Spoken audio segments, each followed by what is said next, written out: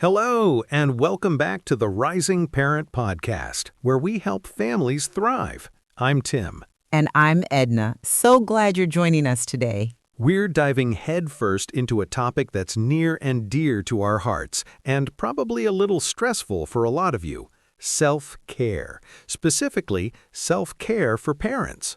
Oh, yes. As someone who survived, and I mean survived, those blurry first few months with a newborn, I know firsthand how quickly self-care can fall to the bottom of the to-do list right after, remembering to brush your teeth.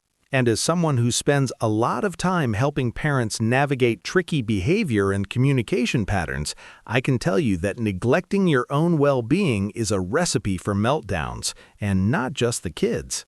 Exactly.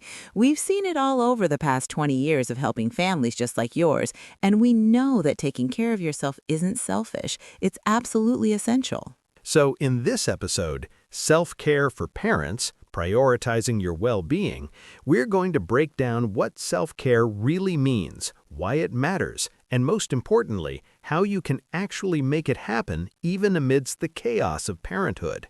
Get ready to reclaim a little bit of you. We're here to give you practical, actionable tips you can put into practice today.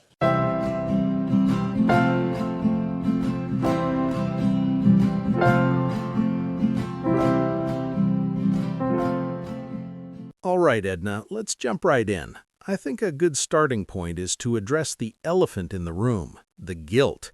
A lot of parents, especially in the early years, feel incredibly guilty even thinking about self-care, like it's somehow taking away from their kids. Oh, the guilt is a real monster. I see it all the time. Parents feel like they should be spending every waking moment focused on their children. Anything less feels inadequate. I felt it, but let's be honest, trying to pour from an empty cup never works. You end up depleted, resentful, and less effective as a parent. Precisely. Think of it like this. On an airplane, they always tell you to put your own oxygen mask on before helping your child. Self-care is your oxygen mask. You can't effectively care for your kids if you're running on fumes. That's a fantastic analogy, Tim. It's about sustainability. We're not talking about escaping your responsibilities. We're talking about ensuring you have the energy and mental clarity to actually enjoy your kids and be present for them. So, what is self-care, really? It's not just bubble baths and spa days, although those are definitely welcome. It's about intentionally nurturing your physical, emotional, and mental well-being. Exactly. It's personalized too. What fills my cup might completely drain yours, and vice versa. For me, honestly, sometimes self-care is just 10 minutes of peace and quiet with a cup of tea or a really good book. And for me, it's listening to music. It really keeps my mind off stressful issues. You also listen to a lot of music with me, Edna. Yeah, we listen to about 4 hours of music a day. But yeah, it varies for everyone. Some people find solace in creative pursuits like painting or writing. Others thrive on social connection, spending time with friends or family. It's about figuring out what recharges your batteries. Let's drill down a bit into those different areas: physical, emotional, and mental. Starting with physical self-care, that's the most basic level. Are you getting enough sleep, eating nutritious food, moving your body? Sleep. The holy grail of parenthood. But seriously, even small improvements in sleep hygiene can make a huge difference. Maybe it's going to bed 30 minutes earlier or cutting out caffeine after noon. Absolutely. And food is fuel. When you're sleep-deprived and stressed, it's easy to reach for processed foods and sugary snacks, but those only lead to energy crashes and mood swings. True. I try to snack on more fruits and vegetables, things like cut-up veggies, fruit, or yogurt. It prevents me from reaching for that bag of chips. And movement, even just a little bit, can be transformative. You don't need to run a marathon. A 20-minute walk can boost your mood and energy levels. I enjoy taking leisurely walks around our neighborhood. It's a great way to de-stress. Plus, some walks are only 15 minutes long, perfect for fitting in my busy schedule. Now, let's move on to emotional self-care. This is about recognizing and processing your feelings in a healthy way. This can be tricky for parents because we're often so focused on our kids' emotions that we neglect our own. Exactly. It's important to acknowledge your feelings, even the negative ones. It's okay to feel frustrated, overwhelmed, or even resentful sometimes.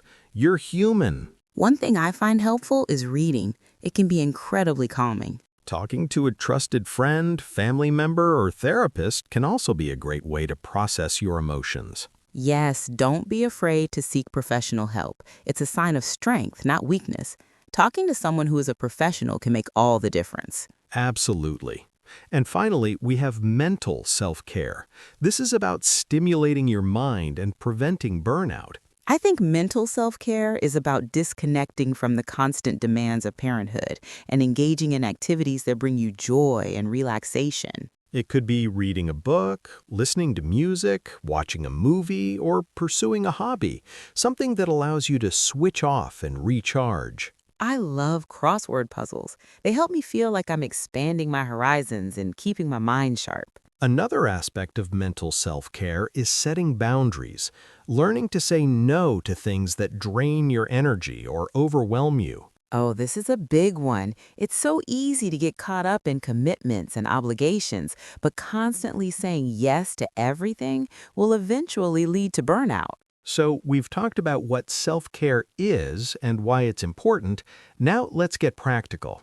How do you actually fit self-care into your busy schedule? That's the million-dollar question, isn't it?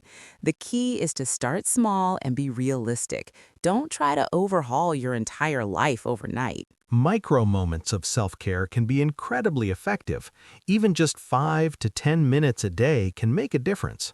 Think about incorporating self-care into your existing routines. For example, if you're already making coffee in the morning, take an extra 5 minutes to savor it and enjoy the quiet before the kids wake up. Or if you're waiting in the carpool line, listen to a podcast or audiobook, preferably our podcast and audiobooks, instead of scrolling through social media. Batching can also be a lifesaver. Dedicate a specific day or time each week to self-care activities. Maybe it's a Saturday morning walk or an evening bath. And don't be afraid to ask for help. Enlist your partner, family members, or friends to help with childcare so you can have some time yourself. Delegating tasks can also free up your time and energy. Maybe you can hire someone to clean the house or do the yard work. One of the biggest obstacles to self-care is perfectionism.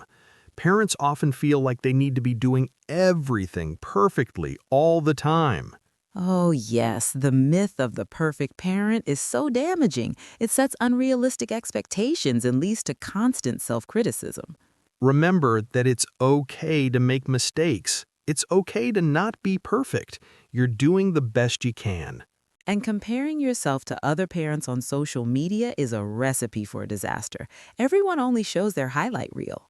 That's so true. Focus on your own journey and what works best for your family. Another important point is to be flexible. What works one week might not work the next. Life with kids is unpredictable. So don't get discouraged if you have to adjust your self-care plan. The key is to be adaptable and find ways to incorporate self-care into your life even when things are chaotic. Absolutely. Self-care is not a luxury, it's a necessity. It's an investment in your well-being and your family's well-being. And remember, it's not selfish to take care of yourself. In fact, it's one of the most selfless things you can do. Because when you're feeling good, you're better equipped to be the parent your kids need you to be. Beautifully said, Tim. So let's talk about some common self-care myths, things people often think of as self-care that aren't necessarily that helpful. Sure thing, Edna. Myth number 1, self-care is always expensive. Oh, yes. People think you need to be spending tons of money to take care of yourself, which just isn't true. As we've mentioned, it could be a free walk in the park, a cup of tea in silence, or a free online course. Myth number 2, self-care is only for when you're stressed. Self-care isn't a reaction. It's something you do consistently to make sure you don't reach the point of overwhelm. Myth number 3, self-care should be easy. Sometimes doing the things that are good for us are hard. Going to therapy, sticking to a new exercise routine, or addressing relationship challenges are all types of self-care that require effort. Great points, Edna. Thanks for highlighting those. Of course. Okay, Edna, let's wrap up with some key takeaways. What are the most important things parents should remember about self-care? First and foremost, self-care is not selfish. It's essential for your well-being and your family's well-being. Second, self-care is personalized. What works for one person might not work for another. Experiment and find what recharges your batteries. Third, start small and be realistic. Incorporate micro moments of self-care into your existing routines. Fourth, don't be afraid to ask for help. Enlist your partner, family members, or friends to help with childcare or other tasks. And finally, be flexible. Life with kids is unpredictable. Adjust your self-care plan as needed and don't get discouraged if you have to make changes. Remember, self-care is a journey, not a destination. Be patient with yourself and celebrate your progress along the way. That's all the time we have for today's episode, parents. We hope you found this conversation helpful and inspiring. And we hope you put some of these strategies into practice this week, because you deserve to feel good. If you enjoyed this episode, please subscribe to the Rising Parent Podcast wherever you get your podcasts. And don't forget to visit our website at risingparent.org for additional resources. Thanks for listening. And remember, you're doing a great job. Until next time, keep rising.